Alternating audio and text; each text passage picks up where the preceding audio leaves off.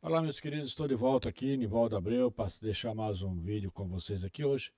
E eu queria hoje falar sobre um vídeo que eu recebi sobre a Agenda 2030 da ONU, né? Esse vídeo foi mandado para mim, que era da Ana Campagnolo, a deputada que, inclusive, eu sou um dos seguidores dela. Essa deputada, inclusive, já esteve aqui na nossa igreja, já fez um trabalho muito legal aqui. Ela é do PL, né, e é representante do PL na Comissão de Constituição e Justiça, né? E ela estava falando essa semana que eles tiveram uma derrota agora em relação a essa Agenda 2030 da ONU, né? Da qual a Santa Catarina não era signatária, ela já tinha tentado isso lá no passado, no governo passado, e conseguiram derrubar esse projeto, né? Mas agora veio um deputado do PT com um novo projeto e lançou esse projeto e acabou sendo aprovado. Então hoje Santa Catarina passa a ser signatária da Agenda 2030. Talvez você esteja me dizendo assim, tá, mas o que é que eu tenho com isso? Eu não gosto de política, queridos. Eu também não gosto de política. Mas eu, como cristão, queridos, eu tenho a obrigação de saber contra o que eu estou lutando, tá? Até porque senão fica uma coisa meio esquisita, né? Você não saber, né? Você vai entrar numa luta e não sabe contra o que você está lutando. E essa agenda, eu vou inclusive deixar depois o link do vídeo aqui para vocês aqui embaixo, para que vocês possam, né? Assistir, sair um pouquinho do WhatsApp, vamos assistir alguma coisa que traz um pouquinho mais de informação para nós, e você vai ver que são várias coisas embutidas dentro dessa Agenda 2030 que está muito relacionado, né, àquilo que a Bíblia já nos orienta, nos fala, né? Tanto é que eu fui buscar depois disso, eu fui buscar recursos na Bíblia para poder fazer esse vídeo, até porque não faz sentido, né, eu falar dessa agenda sem usar a Bíblia. Nada que eu faça aqui eu faço sem primeiro usar a palavra, porque ela é o meu referencial, né? A Bíblia para mim é o meu referencial. Então, essa agenda ela vai trazer algumas questões como o controle populacional, vai trazer a questão da diversidade, né? Ela vai trazer a questão da redução, né? Do plantio, né? Da produção agrícola, da produção de carne, enfim, tudo isso vai nos afetar, porque a ideia deles é diminuir a população. Nem que para isso você tenha que fazer com que alguns morram até mesmo de fome. Eu não estou exagerando não. Se você for ver depois essa agenda, você vai ver. Inclusive tem alguns países como a Holanda e a própria Alemanha que assinaram e estão passando sufoco por conta dessa agenda. Recentemente a gente teve alguns levantes na Holanda, quando você viu tratores e caminhões no meio da praça, uma revolta enorme, por quê? Porque fazendas foram fechadas, agricultores foram proibidos de plantar por conta dessa agenda. E Santa Catarina não era signatária dessa agenda, Santa Catarina tinha liberdade para atuar. Mas a partir de agora, né, com esse projeto desse deputado do PT, e por mais que Ana Campagnolo, querido, se você não conhece, deve conhecer, ela esteve aqui na nossa igreja por 2 vezes já, é uma deputada que defende valores, né, que nós defendemos como cristão. Ela defende a família, ela defende a fé, ela defende a, a, a, a liberdade como um todo. Então é uma deputada muito atuante que tem trabalhado muito e é uma grande representante nossa na CCJ, na Comissão na Comissão de Constituição e Justiça da Câmara de Santa Catarina. E ela traz esse vídeo e eu tive dando uma olhada, né? Fui ver esse vídeo, né? Primeiro, antes de fazer esse vídeo, e me assustou um pouco, né? Muito embora, queridos, muito embora. A gente que vive nesse meio evangélico e que vive toda hora estudando e vendo o que está acontecendo no mundo em relação ao evangelho, a gente percebe que essas coisas já estão na Bíblia, a Bíblia já nos orienta e a tendência não é melhorar, muito pelo contrário, é piorar, né? Essa é a tendência. Então, o que é que eu fiz aqui, né? Eu fiz aqui, eu comecei a escrever a respeito de tudo isso, buscando base bíblica para isso que está acontecendo, né? E aí eu fui dar uma olhada aqui sobre o que está acontecendo na igreja nos dias de hoje, né? Se já existe alguns sinais do final do mundo, né? Dos tempos. É um tema, né? E esse tema dos sinais do fim dos tempos é vasto, ele é repleto de significados profundos que tem sido discutido por teólogos e estudantes da Bíblia ao longo dos séculos. Quando falamos sobre os sinais da igreja, nos fins dos tempos, estamos nos referindo às características e comportamentos que a igreja do Senhor manifesta à medida que se aproxima o final dos tempos, né? À medida que vai se aproximando. Para fundamentar a nossa conversa, nosso estudo dessa tarde, né, que é quase um estudozinho que eu estava fazendo aqui, né, nós vamos explorar passagens chaves da Escritura como Mateus 24, 2 Timóteo 3 e Tessalonicenses 2, 2 Tessalonicenses 2. E nós vamos falar primeiro da tão chamada e tão propagada apostasia, né, e engano, né? Segundo a Tessalonicenses 2, 3 e 4 vai dizer que ninguém de modo algum vos engane, porque isto não acontecerá sem que primeiro venha a apostasia e seja revelado o homem da iniquidade, o filho da perdição, o qual se opõe e se levanta contra tudo que se chama Deus ou objeto de culto, de sorte que se assentará como Deus no templo de Deus, querendo parecer Deus. Parecer, preste bem atenção. A apostasia, querido, é o abandono da fé. É um dos sinais mais claros de que estamos nos aproximando dos tempos finais. Né? Veremos um aumento do engano, onde falsas doutrinas e ensinamentos contrários à palavra de Deus se infiltram na igreja. É crucial que, como igreja, mantenhamos nossa fé firmada nas Escrituras e estejamos vigilantes contra as armadilhas. Em segundo lugar, tem a perseguição e a tribulação. E o texto de Mateus 24, 9 vai falar: então sereis atribulados e vos matarão, sereis odiados de todas as nações por causa do meu nome. Jesus adverte a seus discípulos que a perseguição seria uma realidade, queridos, né?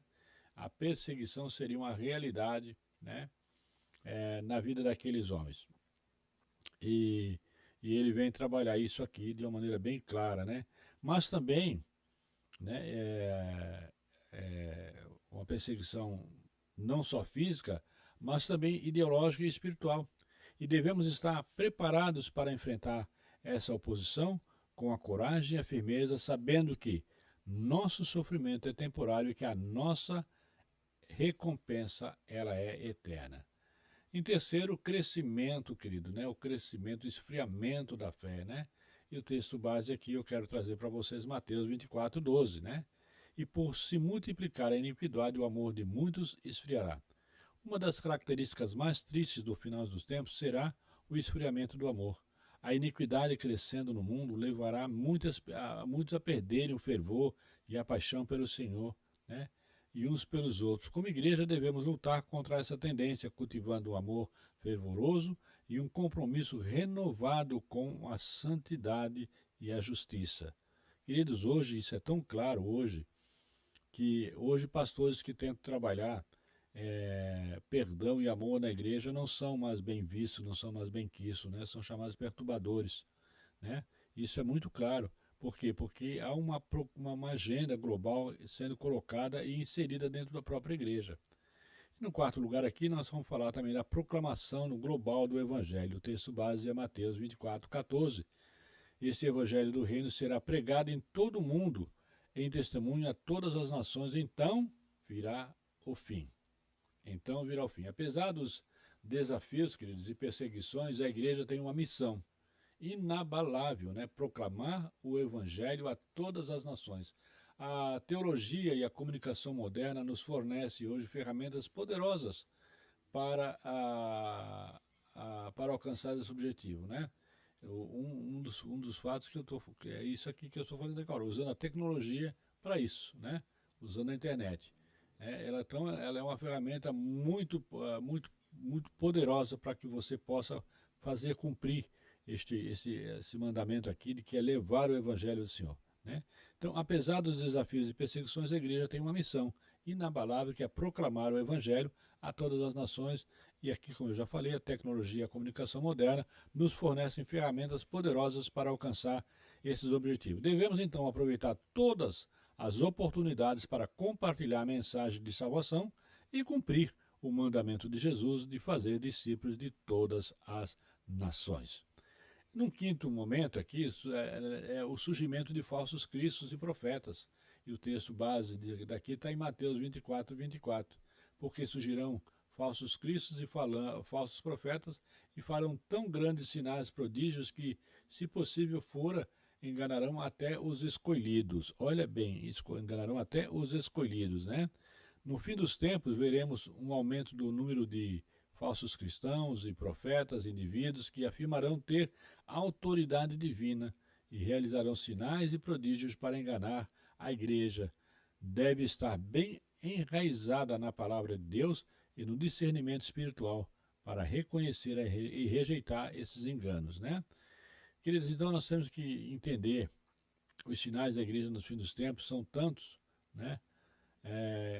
Tanto um alerta quanto um chamado à ação. E é isso que eu quero chamar a tua atenção aqui. Esses sinais, eles são tanto um alerta como eles são um chamado à ação de quem, querido? A ação da igreja. Ele nos lembra da urgência da nossa missão e da necessidade de permanecermos fiéis ao nosso Senhor Jesus Cristo. Devemos nos fortalecer na fé, equipar-nos com a verdade da Escritura, né? E estar prontos para enfrentar os desafios, né, com coragem e determinação, que possamos ser encontrados fiéis quando o Senhor voltar, cumprindo a obra que Ele e cobrando de nós a obra que Ele nos confiou, querido. Então, isso é muito sério, né? Nós precisamos estar muito atentos a tudo isso aqui. Então, não é uma questão de dizer, eu não me envolvo com política. Eu também não gosto de me envolver com política, mas eu quero ter pelo menos noção daquilo que está acontecendo em minha volta para saber contra o que eu estou lutando, o que é que está acontecendo. Jesus também não era político, mas você acha que Jesus foi morto por quê? Porque ele veio trazer salvação? Não, querido. Porque ele enfrentou um sistema maligno que oprimia o povo. E é exatamente isso que eles querem trazer de volta. Então Jesus foi preso exatamente por isso, porque ele se opôs a isso. Ele se opôs àquele sistema maligno, escravizante, que escravizava o povo ao pecado. E é exatamente isso que eles estão tentando trazer de volta, né? E aí o Senhor deixou agora os seus representantes. Você foi chamado, você foi escolhido, separado, você é chamado embaixador, você é a luz do mundo, você é sal da terra. Para quê? Para usar nesse momento agora, né? É muito importante que você faça isso. Mas você não pode fazer isso baseado, querido, na tua força, no teu achismo. Você precisa fazer isso baseado na palavra do Senhor. E para isso você tem que ter intimidade com Deus, conhecer a Deus, conhecer a palavra. A nossa arma é a palavra, né? Você lembra quando Jesus foi tentado? Pela palavra, mas ele combateu com o quê? Com a palavra. Porque a única arma que nós temos que pode combater a tudo isso é a palavra do Senhor. E para isso nós temos que estar muito enraizados, muito focados em Cristo Jesus. Não seja um religioso, querido, mas seja um cristão atuante, aquele que se envolve, aquele que busca fazer tudo no amor, aquele que aprendeu a caminhar no amor de Deus, aquele que aprendeu a olhar para Cristo como o autor e consumador da sua fé, seguindo seus passos, aprendendo a perdoar, aprendendo a amar, aprendendo a fazer a vontade única e exclusiva do Senhor. E eu te peço então que você nos ajude, né, com esse vídeo. Eu vou deixar o link da Ana Campagnolo aqui abaixo, para que você assista, queridos. É bom você se informar daquilo que está acontecendo e saber e ter acesso a essa agenda 2030, e você vai ver o que é que está lá embutido, porque muitas coisas que você vai começar a perceber, a ver, você só vai conseguir combater e se prevenir se você tiver conhecimento de onde isso está vindo, tá bom? Então não é uma questão de dizer, não, eu não gosto de me envolver com isso. Não é uma questão de gosto, é uma missão que nós temos, que é combater essas coisas como igreja do Senhor, tá? Então que Deus te abençoe, e você possa também nos ajudar curtindo esse nosso vídeo, se inscrevendo nele, deixando o seu like, né?